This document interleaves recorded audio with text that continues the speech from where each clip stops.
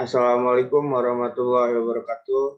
Perkenalkan, nama saya Ahmad Gifari dari Fakultas Teknik, Program Studi Teknik Lingkungan, dengan nomor induk mahasiswanya 2019-330028. Di sini saya ingin mempresentasikan PPT ujian akhir semester dari mata kuliah Bahasa Indonesia kelas 5 PAB.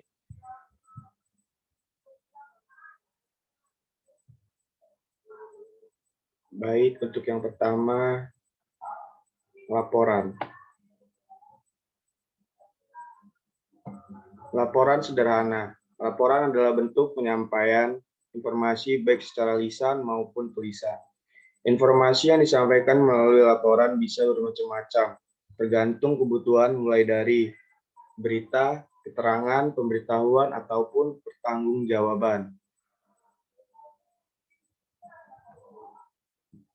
Menurut para ahli, laporan itu adalah menurut Keraf tahun 2001 buku 284, laporan adalah suatu cara komunikasi di mana penulis menyampaikan informasi kepada seorang atau suatu badan karena tanggung jawab yang dibebankan kepadanya. Selanjutnya, J.C. Dayen. Laporan adalah suatu alat komunikasi tempat penulis membuat beberapa kesimpulan atau keadaan yang telah diselidiki.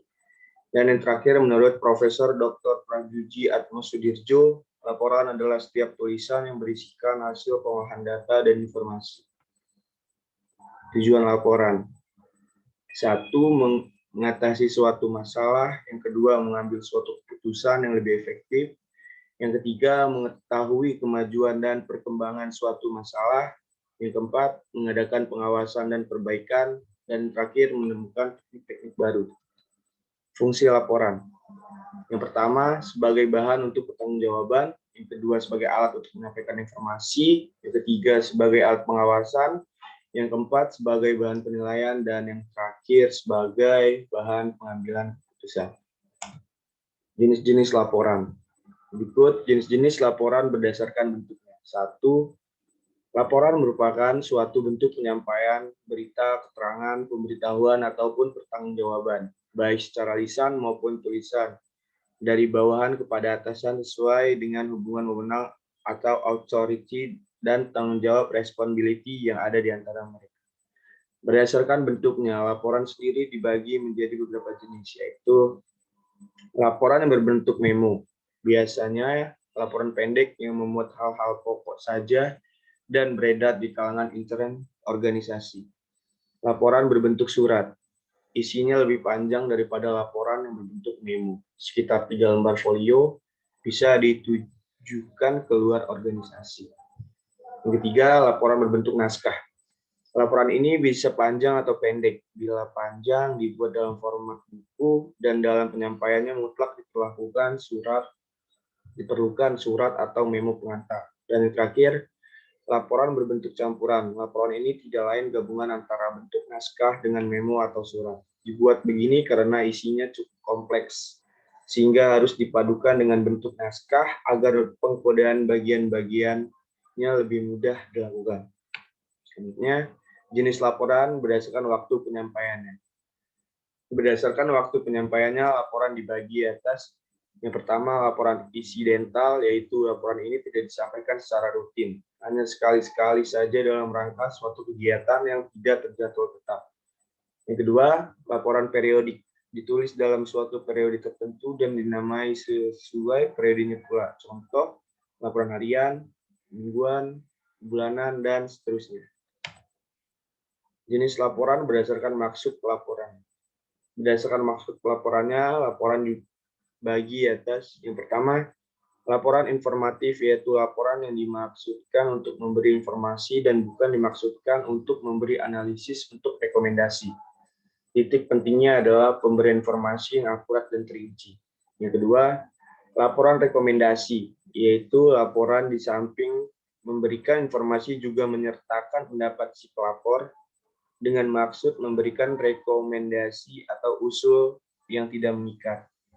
Meski demikian, akurasi dan rincian informasi tetap diperlukan supaya rekomendasi yang diberikan juga meyakinkan. Yang ketiga, laporan analitis, yaitu laporan yang memuat sumbangan pikiran si pelapor, bisa berupa pendapat atau saran. Setelah melalui analitis yang matang dan mendalam, kebanyakan laporan akademis berada pada kategori ini. Yang keempat, laporan pertanggungjawaban, di mana si pelapor memberi gambaran tentang pekerjaan yang sedang dilaksanakan atau progress report atau sudah dilaksanakan bersifat evaluatif. Dan yang terakhir, laporan kelayakan atau feasibility report. Dan berikut contoh laporan yang saya bikin sendiri. Itu contoh laporan kegiatan.